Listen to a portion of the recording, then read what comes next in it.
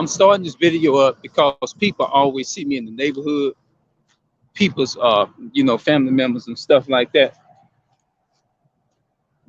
How you doing? All right, that's good. All right. Yeah. Uh, yeah, man. Sometimes when you don't see your people in a while, because of course I be walking down this road a lot. I be going to the store and stuff. You know what I'm saying? And uh, you know, they for people be more familiar with me. So just in case if like if I'm talking to somebody or we get into a conversation, I do everything I can in my power. I don't claim to know it all or nothing like that. I don't claim to know everything, but if it boils down to it, I would love to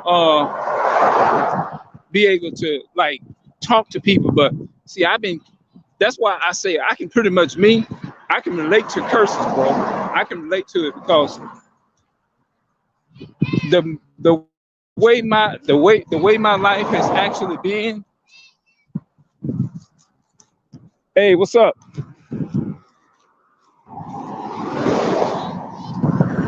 Huh? Yeah. Hey, what's up, y'all? What's up?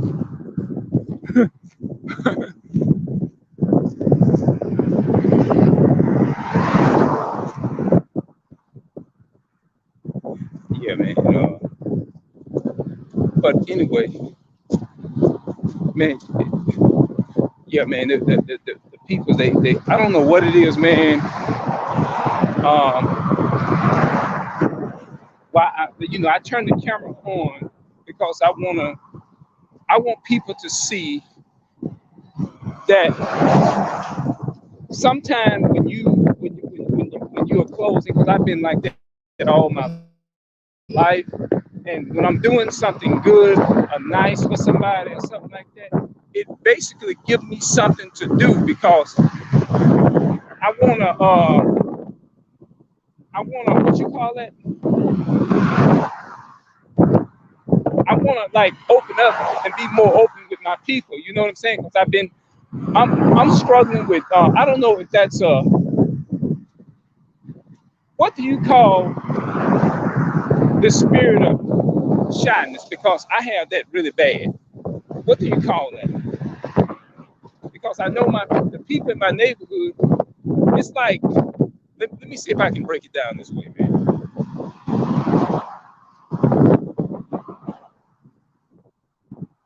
Okay, I've been living in a single parent household all my life, even up until this time. So I never really. It's not that I know we can change certain things that we can change. You see what I'm saying? But it's like I have that desire is to mingle with my people, but at the same time, I'm gonna feel a little weird because that's something that I'm not used to. It's not that I don't want to. It's like you in this box and you trying to overcome that struggle. You see what I'm saying? And you've been locked in your whole life, and you just feels. It makes me feel really weird. You see what I'm saying? It just makes me feel really weird. You see what I'm saying? Because it's like being locked up in prison and you get out, but it's like mentally you don't even know how to interact with your people because you've been so used to being closed up, and in your spirit you've been so used to fighting against the very same people that you want to care about and you used to having your guards up. You see what I'm saying? So I'm wondering, is God, sometimes God will put certain people in your pathway is to help you be able to open up and open your life up and be comfortable with witnessing to people and stuff like that. You see what I'm saying? So one, I feel like I've been shut up, and I have like I have destroyed that ability mentally, is for me to be able to have a proper conversation with people. You see what I'm saying? And I feel like those are certain demons that that I think those can be demons too, that we can struggle with. And by us as adults, we being so separated from each other, we don't value each other at all. You see what I'm saying? And it's like basically like Michael Jackson. I remember he said something in his speech when he was doing an interview. He said the only thing that really made him happy and felt like he was normal is when he was in the music and he was doing the music. And I'm using that to make an example out of what I'm doing. You see what I'm saying? Um, it's like he said, if he ain't doing music, if that was the only thing that really made him happy when he was doing filming and creating all that music and stuff. And he said, other anything, hold on, wait a minute. I don't know if y'all heard that. Hope y'all didn't hear that music. Uh, Anything outside of that, what he wasn't the music that made him happy, and he had a passion to do it. Everything else he said was foreign to him. It was foreign. And I think pretty much that's how it is with me, with reading and actually I always wanted to film and record stuff, but I never thought that I would actually be on YouTube doing this here.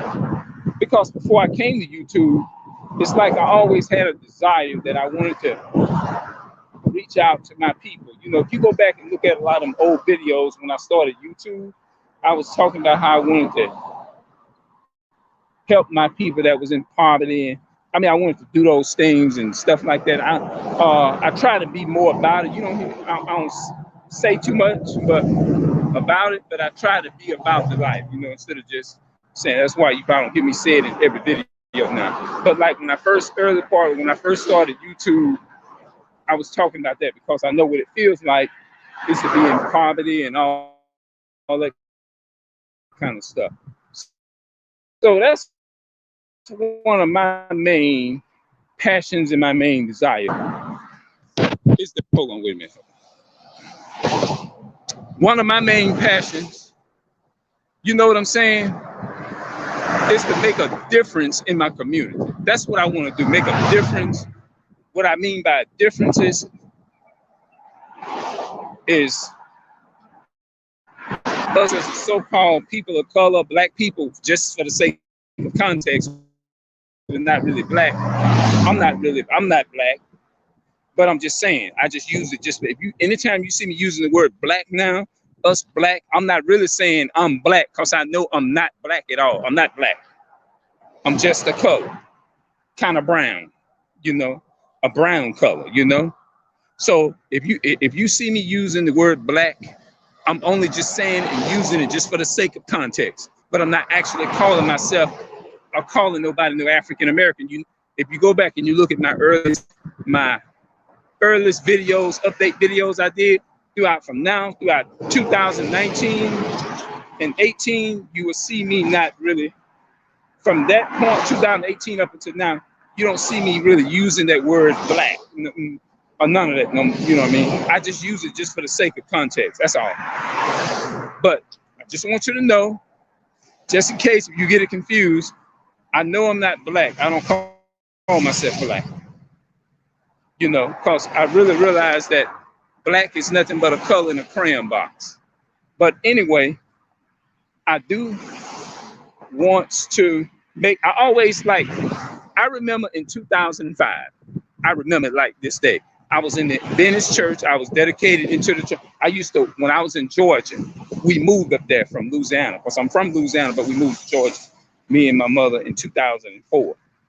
And around in 2005, I was going to this Adventist church that I actually found out that was up on a hill, like probably about 5 miles down the streets, down the highway. And I would walk down there all the time to that little church. It was a mixture. It was a mixture of church with different nations and different cultural. It was a mixed Venice church. So this was before way before I knew anything about the truth. I ain't know nothing about this truth. God has a chosen people, this and that and the third. But I was going, and I remember when I was go in the store and I would be approaching girls because I wanted to actually, my intentions is to, if you want to say it would be safe to say it like this. I wanted to I was looking for a girl and trying to make her my wife, a woman or whatever. When I was doing that type of stuff, it never worked out. You see what I'm saying? It never worked out. And for the most part, I was rejected. You know what I'm saying? But I had it in my mind. The motive I had in mind is that I wanted to get them in a position and come out the Bible and teach them out of the Bible and teach them what I knew. That was my whole purpose of being. But when they saw me kind of coming out with the spiritual thing, then that's when they would give me things like, some of them, not all of them, they would give me fake numbers and all of that. It was a bit hurtful, you know what I'm saying? But I dusted off and kept going, but sometimes I would get upset, mad, or whatever. But I really realized that I couldn't do, you know what I'm saying? You can't really do nothing about it, because in this life that will happen, you know what I'm saying? So when I got in my 40s, I just didn't even worry about it anymore, you know what I'm saying? Because I want people to know this here. With me approaching or saying that I did that, I don't want people to think that I have a bad motive in mind. You get what I'm saying? Like, you know how some fellas, they'll get with the sisters, and when they see a sister, they'll be like, you know how y'all know the slang that people use, that our people use, like, hey, what's happening, shorty? Damn, you fine. You know what I'm saying? Stuff like that. Damn, you fine. Man, turn around for me. Do a 360 for me. You know what I'm saying? What's happening? What you trying to get into? What you trying to get into tonight? You know, stuff like that. No, I never really came off like that. I wasn't that type of guy, you know, even though I came up in a single parent household. And I guess when you come up in a single parent household, it kind of makes you emotional, like aggressive females who didn't grow up with their fathers in their life. So I can't lie to y'all. I was like that, you know what I'm saying? And to a degree, I'm still trying to overcome a lot of that stuff, man. You see what I'm saying? And be as strong as I could or whatever. So yeah, so that's the way it was when I was you get what I'm saying? When I was seeking, because when I was in my 30s, throughout my whole 30s, I was trying to seek for, I don't want to say a woman, but I want to say a wife. But nowadays, the sisters, they don't want to really deal with a brother who is trying to be a brother. They want to, not a brother. Hold on, wait a minute.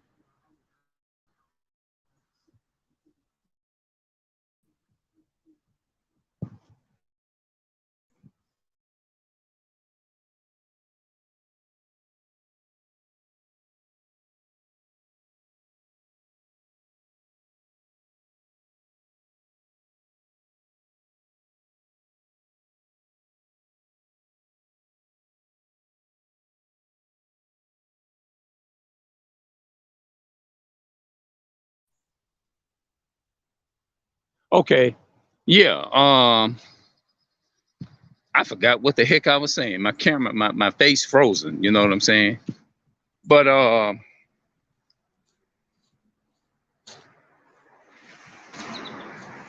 hold on, wait a minute.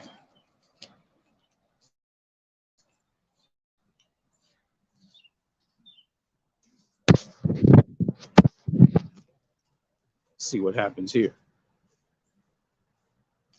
Okay, yeah. Now it came back in. Hopefully it don't. But anyway, what I lost where I was because it was the distraction, the music and stuff. People be passing by with their music and stuff like that. But hopefully somebody can find this video helpful and everything. You know what I mean? It's like when you is a godly or trying to live a godly life, and you see sisters, they don't want. This is what I meant to say. Sisters, they don't want a brother. There's a difference between a brother and somebody just being a straight thug. They want somebody who's a straight thug and a nigga. I'll say it like that. But if it would be no disrespect, well, I'm just putting it in that context, so y'all get it. They don't want a brother. A brother is somebody that represents somebody. When I say brother, that means somebody that's gonna teach the sister is to dress modesty. You shouldn't be out here like this. No, the sisters don't want to hear that. They don't want to have nothing to do with that. They want the brothers who gonna get out here and be disrespectful, want them to have their butt cheeks all out, you know, stuff like that. You got to be on some energy like that. You see what I'm saying? And it's just crazy, you know, the type of world, the type of society. It's not the world, but it's how our people have been conditioned. You know what I mean? And it ain't no put down, ain't no talk down, or none of that. I'm just saying what it is. You see what I'm saying? It's like you got to basically walk with your head like this. If you look at anybody and just attempt, even just look at certain people, they're gonna be ready to cut you up. That's crazy. And it just goes to show you how destroyed our people is. You know what I'm saying? We are very destroyed. Hey man, what's your name there, Lance? My brother. I got a brother named brother. That's my brother. Peter. They call me Peter. You got a brother named Lance? Yeah. I went to school with you. Yeah, I know. I remember your face. I went to school with your brother too. That's why I asked you where you Lance. Where he at? He up further in the north. He just trying to get him. He in some kind of program. That's all, trying to get straight now. I seen you. I said, man, I know this dude somewhere. Yep, I did too when I first saw you. Yeah, I went to school with you. What's your name is? They called me Peter, but my real name called me Clarence. Oh, no damn well. They call me Pete for a short name, but you is familiar though. We went to school together. All right, yeah, man. It's good seeing you, brother. All right. Oh yeah, I'm good, man. I'm good. I'm holding. We hanging in that.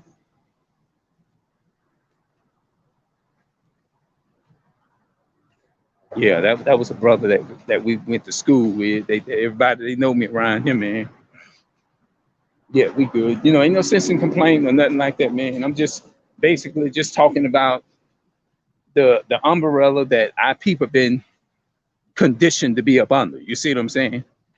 The umbrella of like under siege in this slave mentality. You know what I'm saying? All these things, you know. And I just felt, I don't know how in the hell this video gonna sound. I don't know if it's gonna sound like kind of like, hopefully it somebody can get something out of it, look at it and be like, oh, it makes sense.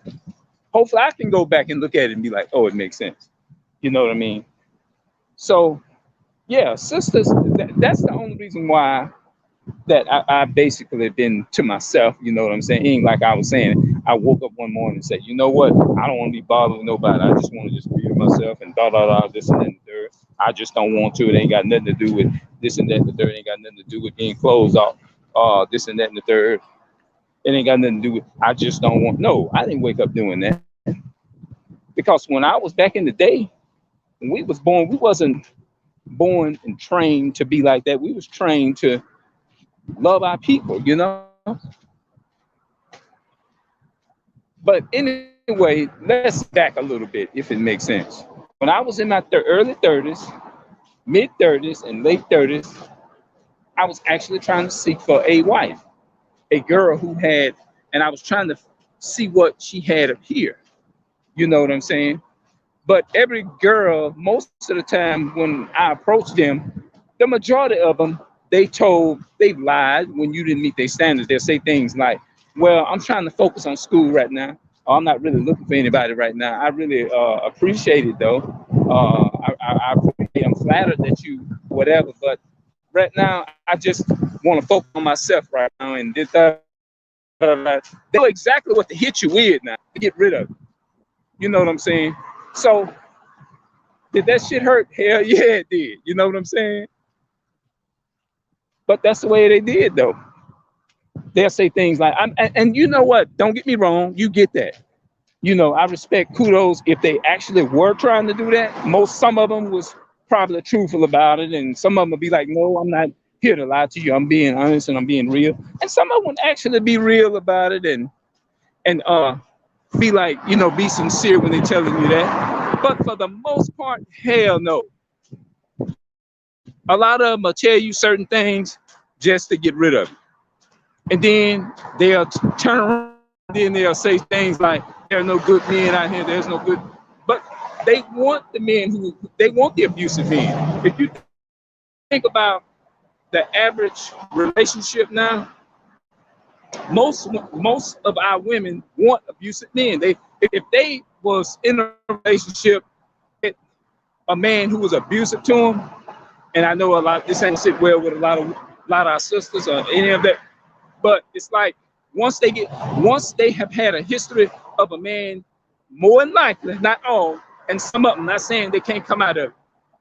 And this is not me down talking, you know, I'm just basically just saying what's on my heart and how I feel, and how, you know, you got some brothers out here that really care about the sisters and not trying to go there and be disrespectful to the sisters. And I know what I mean by that. You know what I mean? Every guy ain't out here trying to blow a sister up with kids and jump, run. But you know, when you don't do that, if a woman know you don't do that, she's not even attracted to you. They not. If you say, no, I've been raised, my mother taught me, and I lived in a single parent house, she did what she could. I don't beat women and this and that and the third. Right away, you're a boring guy. Don't have nothing to do with you. You is a boring guy. And it's crazy. It's crazy, but it's sad. It's hurtful. It's sad. And it can be a little funny at the same time, if that makes sense. Like, what? Is that what you used to? Like, and when they get to that point, or when they used to a guy like that, a good guy that would try to come in and pick them up and pick up, you know, the good guy got to deal with the baggages that she had in our previous relationship, and that woman that was used to being beat by her previous husband from another boyfriend or whatever you want to call it, she would be a liability to him, because if that woman ain't detox all this stuff out of her mind or seek the Most High for help and stuff like that, notice I said seek the Most High, the God of Israel. That woman, in a way, would be a liability to that man, because you trying to encourage or curb this woman is to, hey, look, the reason you're going through all of this is because God put curses upon our forefathers. We listened to God and we did not keep his commandments. Let me show you throughout the Bible and show you why this is going on. She may, in essence, look at that and be like, nah, I'm out. This is boring. See you later. Bye-bye. I'll see you later. You know what I'm saying? And it's crazy. You know what I'm saying? It's just crazy. But at the end of the day, a good man will have a liability on his hand. She will be a liability if she's still in that mind frame set. You know what I mean? So when you are ability to, whether it be the man or the woman's trying to curb you to be a righteous, and you used to women who don't come home at night. You up late at night being stressed out, where the hell she at? And then vice versa. She's stressed out because she ain't seen you in about 4 days. You've been out with this chick, y'all know how they say it. Or you've been out with this sister, you've been out with that sister, and you just messed around and all kind of stuff. Those are the type of people that's not going to be boring to them. That relationship, to her, the way he's living his life, cheating on her, stuff like that, that man, she will consider this man not a lot. He won't be a liability. But if she get the opposite guy, that's a righteous guy, that's trying to live right and keep the laws of God and keep the commandments and statutes and laws of God. If a woman is used to coming from a domestic violent relationship and she's not ready to give it up, that woman will be a liability to that man. Because there's gonna be trouble in the camp. And I don't want no sister to deal with a man who would be a liability, and I don't want to deal with a sister, and I don't want a brother is to be dealing with a woman that's a liability to a man like that. You know what I mean? But those things are curses, bro. That's what I was intended to say. All these ass whoopings is gonna come up on us and overtake us. I said it like that because I got it from some of my brothers that do the breakdown on the streets. They say curses. Curses is another word for ass whoopings. Yep, and that's why he put our people in these conditions, the blacks, Hispanics, and Native Americans and stuff like that, you know? So I'm gonna see y'all later. This video ain't too overly casual. It don't sound like it's kind of off a little bit. Y'all let me know in the comment section. When I go back and watch the video, then I'm gonna know whether I'm gonna keep it up or not. All right, y'all, I'm out.